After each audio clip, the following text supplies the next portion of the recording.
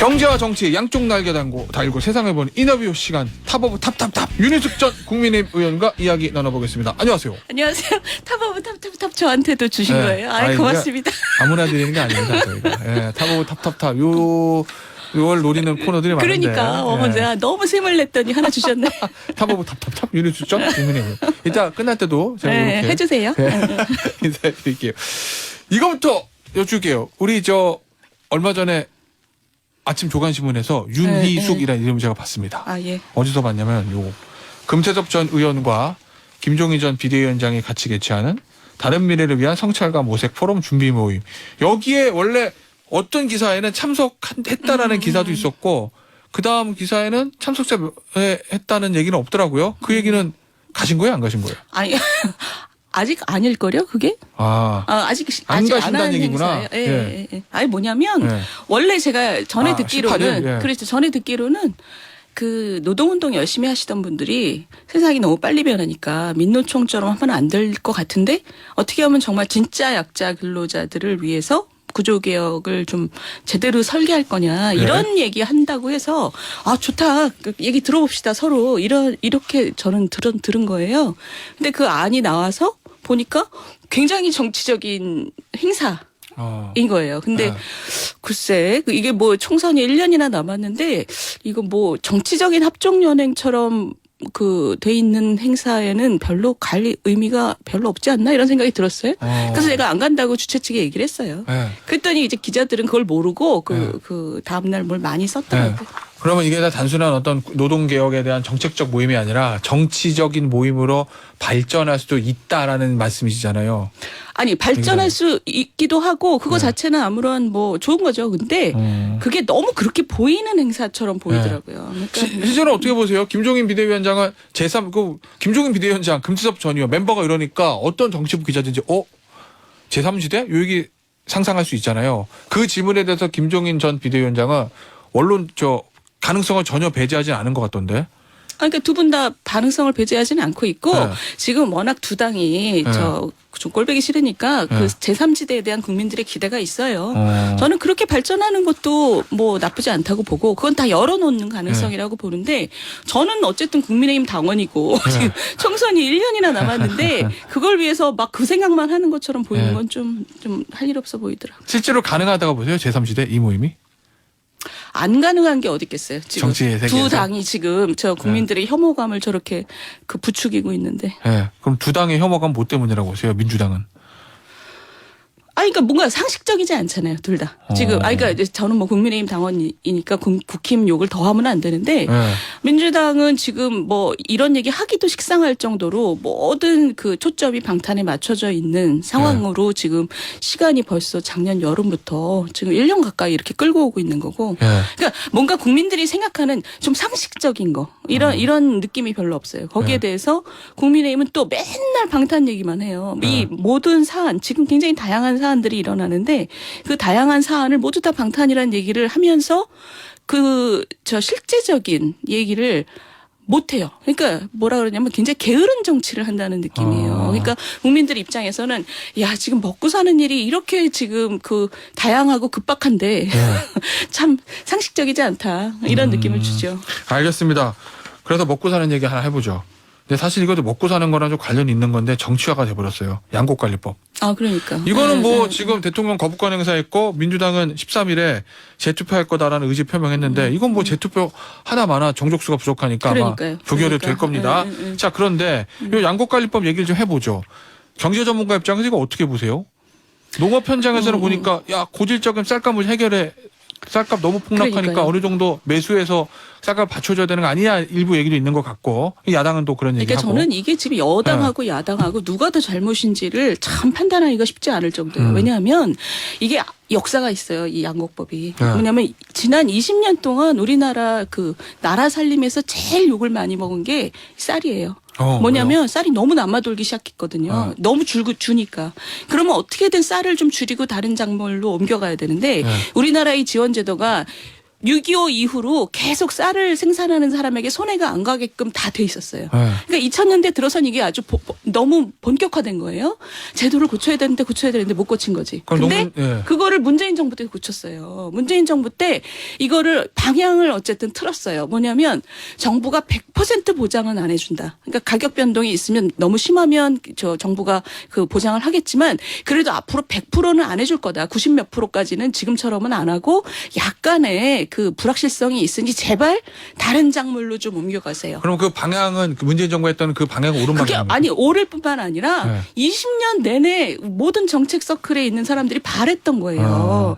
문재인 정부 때 겨우 한 걸음 나간 거예요. 근데 겨우 한 걸음 나갈 수 있었던 게 뭐냐면 농촌에 많은 지원금이 나가서 이제는 뭐냐면 우리나라 대부분이 소농이잖아요. 소농의 경우에는 작물을 판 소득이 자기 전체 가구 소득의 10% 미만이에요. 다른 지원금이 많다. 그러니까 이제는 농촌 소득이 어느 정도 올라왔기 때문에 이제는 쌀값 자체를 쌀을 계속 생산해서 다 정부가 보장해주지 않을 정도가 된 거예요. 그러니까 문재인 정부에서 겨우 정말 큰 걸음을 한 걸음 나간 거고. 근데 이 민주당이 그거를 했던 민주당이 지금 그거를 다시 3년 전으로 되돌린다는 얘기니까 너무 거지 같잖아요. 근데 이거를 그 국민의힘 입장에서는 국민들한테 알려야 되는데 이거를 못 알린 거니까 이게 지금 대통령으로서 한 나라의 대통령이라면 당연히 거부권을 행사해야 되는 건데 그게 지금 국민들에게 지지율을 까먹는 일이 된 거는 여당이 얼마나 이걸 못 알린 거예요. 내가 너무 지금 화가 좀 나는데. 그러면 정부에서 내놓은 요 대안? 직불금 5조 원 확대한 이런 걸로 농가 소득 어느 정도 보전은 가능해요? 양곡법. 아니 그러니까 그것도 지금 선거 때 한 얘기를 지금 지키는 건데 사실 선거 때 우리가 뭐 여러 얘기 많이 하잖아요. 근데 지금 보면 나라 전체적으로 얘기해야 되는 게 이런 거예요. 이거는 정말 다른 국민의 돈을 모아서 농가 소득을 보전해 주는 거잖아요. 그러면 농가의 소득이 어느 정도까지 우리가 목표로 하고 있다 이런 얘기가 있어야죠. 무조건 그냥 그 돈을 보내는 게 아니라 아니 저는 이번에 5조 이거 약속한 거고 뭐 좋아요. 좋은데 우리 목표가 뭐다. 농가 소득이 우리 도시 노인에 비해서 농가의 노인이 훨씬 더 잘 살아야 되냐. 이런 기준이 있어야 되는 거죠. 근데 이제 근본적인 거 생각을 해보면 쌀 재배 면적을 좀 줄이고 쌀 하시는 분들이 예를 들면 다른 작물들 뭐 이렇게 이제 옮겨가시는 게 방법일 것 같은데. 근데 그러니까요. 농촌에서 농사 짓는 분들 대부분 고령자 분들이신데 그렇죠. 고령자 분들은 외국인 노동자들 데리고 하는 경우가 많은데 그렇죠. 그분들한테 평생 쌀 농사 짓는 이제부터 쌀 하지 마시고 다른 작물 하십시오. 이게 쉽지 않잖아요. 아니 기본적으로. 그 말은 노동자를 어차피 사서 쓰는 거면 쌀이나 밭작물이나 마찬가지죠. 근데 쌀을 지금 근데 그 말씀에 부분적으로 맞아요. 왜냐하면 쌀은 99%가 기계화돼 있어요. 그래서 다른 작물에 비해서 쉬워요. 그러니까 쌀이. 그렇죠. 그러니까 그렇기 때문에 더더욱이나 옮겨가는 분들에게 지원금을 더 드리고 그냥 계속 하시겠다는 분들한테는 약간의 페널티가 있어야 되는 거죠. 그런데 그 페널티가 있으려면 전반적인 소득 지원이 있어야 되는데 그만큼은 우리는 왔다고 판단하고 있는 거예요. 그러니까 일종의 자연스러운 구조 조정이 되길 유도해야 된다. 그렇죠. 그러니까 그 방향으로 문재인 정부 때 처음으로 한 걸음 갔던 거예요. 알겠습니다. 국민의힘 의원 전 의원 인터뷰 중에서 문재인 전 정부 정책을 그래도 긍정적으로 평가하시는 분 제가 그래요? 아닙니다. 이건 우리나라 20년 재정의 고민이었던 거예요. 어쨌든 그 당시에 한 걸음 잘 나간 거다. 그렇죠. 그러니까 지금 민주당이 얼마나 어처구니가 없는 거예요. 지금 이거를 대통령 거부권을 행사하게 만들려고 내놓은 법이죠. 예, 알겠습니다.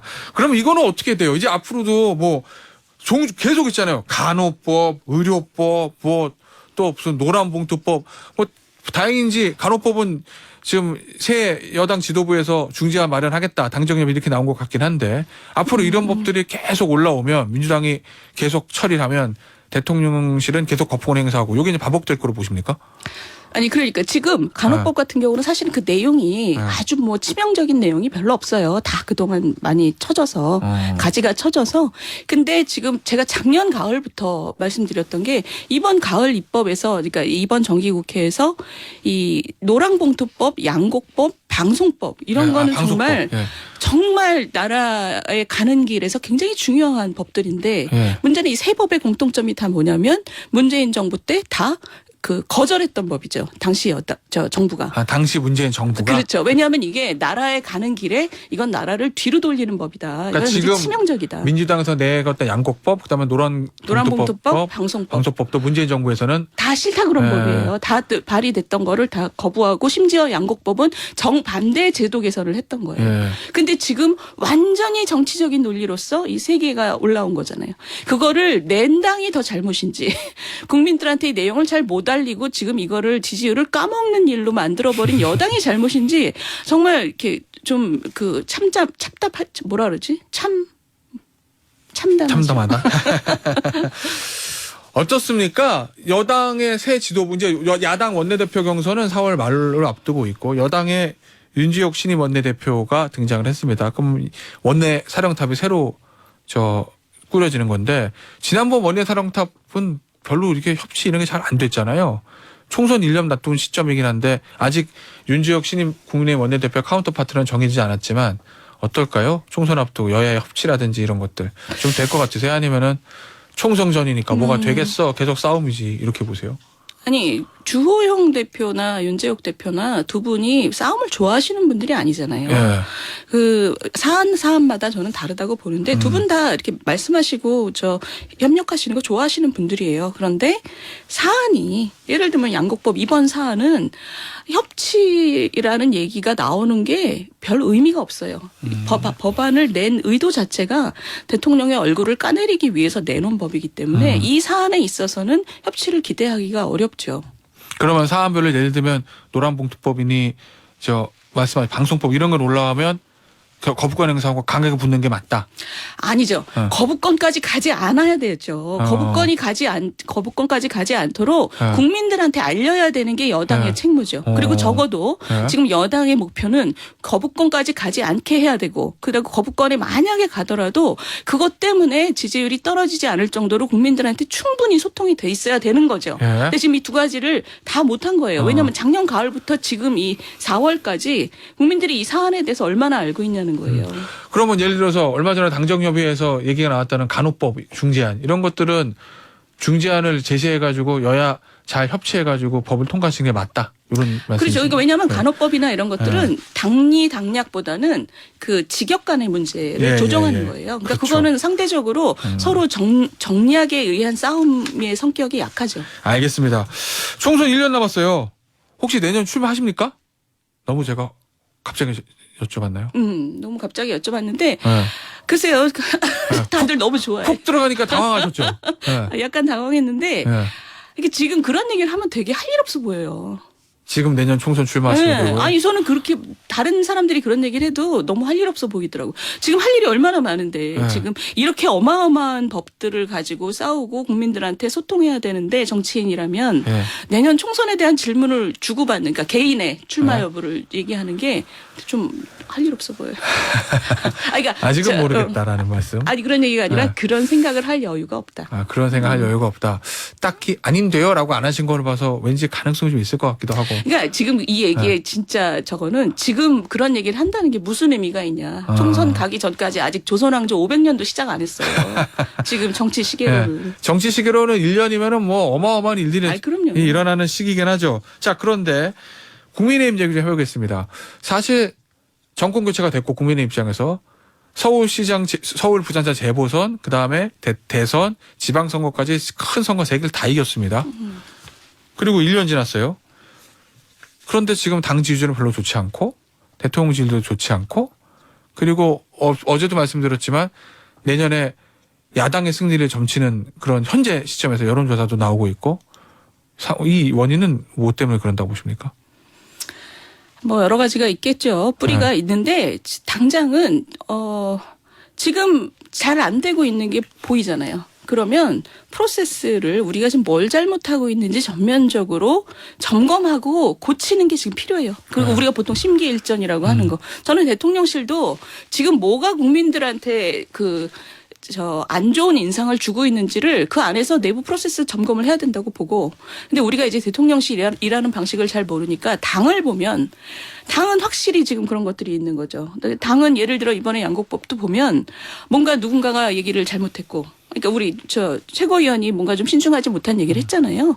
그러면 그거를 비판을 하더라도 이 양곡법 이슈에 대해서 뒤에서 밀어줘야 되는데 이번에 보면은 민주당보다 국민의힘 사람들이 더 이슈를 더 희화화시키는 거예요. 그러니까 이걸 보면 저 사람들이 정치를 왜 하지? 미운 사람 기회를 잡으면 때려주려고 하나? 그러니까 정치하는 이유 자체가 국민들이 저 당은 왜 있는 거지? 이런 느낌을 주는 거예요. 저는 이게 지금 당에 있는 모든 분들이 원내나 원외나 좀 생각을 해봐야 될 것 같아요. 국민들한테 스스로 좀 믿음을 줘야 되고 이 법들이 이렇게 중요한 거면 본인들의 시간 중에 상당 부분을 이거를 위해서 국민들하고 소통하는데 자기 에너지를 써야죠. 그러니까 당 지도부도 이런 얘기를 원내나 원외에게 해줘야 돼요. 당신들이 정말 이 국민의힘 타이틀을 걸고 정치할 거면 내년에 당협 맡고 싶으면 지금 이 전체적인 나라를 앞으로 내보내게 하는 싸움에서 좀 힘을 써라. 서로 때리지 말고 이런 얘기를 지도부가 분명하게 해야죠. 본인들부터 잘해야 되고. 이 얘기 좀 해보죠. 정광훈 목사 얘기. 어제도 이런 얘기했다고 합니다. 홍준표, 황교안 봐라. 정치인은 내 통제 받아야 된다. 그러면서 국민의힘 의석 200석 지원 이런 거 주장했는데 지금 지도부에서는 일단은 강경한 것 같습니다. 김지현 최고위원도 사과를 했고 이 정광훈 목사와의 관계 이건 국민의힘에서 어떻게 설정해야 돼요? 그러니까 어제 정광훈 목사의 그 발언을 저는 어제 그분의 동영상을 처음 봤어요. 하도 그 발언이 문제가 돼서. 근데 처음 봤는데 내 통제를 받아야 된다. 정당을 보고. 그런 얘기를 하는 게 정확하게 누구냐면 개딸들이잖아요. 민주당에. 개딸들이 당의 운영에 스스로의 영향력을 미치고 자기가 좋아하는 사람을 띄우고 자기가 싫어하는 사람을 배제하려는 그런 행동들을 하는 사람을 보고 우리가 정당의 적이라고 얘기하잖아요. 그게 지금 정확하게 국힘 여당을 보고 내 통제를 받아라라고 하는 개인에 대해서 지도부가 분명하게 우리는 그런 당이 아니다. 라는 얘기를 분명하게 해야 되는 거죠. 하지 않으면 그게 무슨 국민들한테 어떤 믿음을 주겠어요. 일단은 김기현 대표는 어제 정광훈 목사를 향해서 우리 당 당원 아니다. 이렇게 좀 선을 긋는 발언을 하긴 했습니다. 우리 당 아니니까 조용히 계세요라고 얘기를 했어야죠. 더 나가야 된다고. 당연하죠. 당원이 아니라서 지금 당신이 당원도 아니기 때문에 우리는 당신의 말을 진지하게 들을 이유가 없고 그리고 밖에서 그렇게 정말 당을 위한다면 당에게 이런 얘기가 계속 돌게끔 하지 말아주세요라고 얘기를 했어야 되고 그다음에 제일 중요한 거는 지금 이 사단이 난 시작은 김재원 최고위원께서 가서 먼저 뭔가 국민들이 볼 때 왜 저기 가서 아부를 하지 이런 느낌을 줬기 때문이잖아요. 그런 것을 지도부가 굉장히 엄정하게 막아야 돼요. 지금 이번에 득을 보신 분들이 그분들부터 지금 앞으로 이러지 않겠다. 지금 몇 분 계시잖아요. 우리가 볼 때 전광훈 목사님 득을 봤다는 사람들 그분들부터 분명하게 해야 돼요. 그러니까 당이 저기 가서 그런 당을 내가 통제하겠다라는 사람한테 잘 보여서 득을 볼 수 없게끔 지도부가 국민들 앞에서 그 득을 본 사람들에 대해서 분명하게 이러는 바람직하지 않은 정치라는 얘기를 해야 되는 거죠. 알겠습니다. 마지막으로 현안 짚어보죠. 미국 CIA의 우리 대통령실 도청 논란 이거 어떻게 보셨어요? 그러니까 아까 우리 교수님도 놀랍지 않다고 그러셨는데 놀랍지 않죠. 지난 한 10여 년 동안 3번째 걸린 거잖아요, 이번에. 놀랍지 않은데 놀랍지 않은 거는 별도고 걸렸잖아요, 지금. 걸렸으면은 제발 안 하려면 어떻게 할 건지 분명하게 서로 얘기를 해야죠. 그러니까 우리 국민들 입장에서는 동맹이라며 이거잖아요. 근데 기술적으로 워낙 뛰어나서 자기네들이 지금 전 세계를 도청하고 있다. 그건 그거고 우리는 앞으로 이런 일이 있었는지 분명하게 지금 사실관계 파악한 다음에 앞으로 재발하면 절대 재발하지 않도록 우리가 국민들한테 보장을 해야 되는 거죠. 우리 정부는. 그러려면 미국하고 당당하게 얘기를 해야죠. 지금 대통령실의 태도는 좀 너무 저자세라고 보십니까? 아니면은 원론적으로 합리적인 자세라고 보십니까? 아니 사실관계 파악이 먼저라는 건 당연한 거고. 근데 이번에 제가 뉴욕타임스 기사를 보니까 뉴욕타임스 기자가 대통령실에 연락했더니 뭐라 그랬냐면 다른 나라의 선례를 찾아보겠다라고 대답을 했대요. 좀 가까이 있으면 나 좀 무슨 마음이냐고 좀 물어보고 싶더라고요. 그 얘기가 중요한 게 아니잖아요. 사실관계를 지금 파악하고 있고 그 다음에는 당당하게 대응을 해야 되는 거지. 그런 대답도 어떻게 하는지 프로토콜이 좀 정리가 안 돼 있다는 느낌이에요. 근데 우리 대통령실 입장에서는 국빈방문을 앞두고 있어서 조금 더 곤혹스러울 수도 있잖아요. 곤혹스럽겠죠. 예. 곤혹스러우나 그럴수록 국민들한테 우리는 주권 국가로서 예. 당당하게 동맹하고도 잘못한 거는 분명하게 짚고 넘어간다. 이게 우리 국민들의 자존심의 문제잖아요. 그럼 이걸 레버리지로 이용해서 국빈방문해서 바이든 대통령한테 뭔가라도 요구할 수 있다? 그 가능성이 무슨 있다고 정부가 장사치도 아니고. 아니, 그래도 얻어낼 게 있어요. 그러니까 IRA 그거는 이슈가 많이 실무 단계에서 자기들끼리 고민할 문제고 네. 그거를 오픈해서 얘기하는 거는 오픈은 못 하겠어요. 그럼요. 지금 이거는 우리 주권에 대한 문제잖아요. 알겠습니다. 뭐 유튜브에 댓글 들어옵니다. 유니스 의원님 공분의 격한 곡감 누나 화이팅. 3133님 와 야당 여당 떠나서 진짜 옳은 말씀하십니다. 여야 의원님들 새겨 들으셨으면 좋겠네요 하셨습니다. 오늘 인터뷰 여기서 마무리하죠. 지금까지 한 번 더 해야죠. 탑 오브 탑 유니스 전 국민의힘 전 의원이었습니다. 감사합니다. 감사합니다.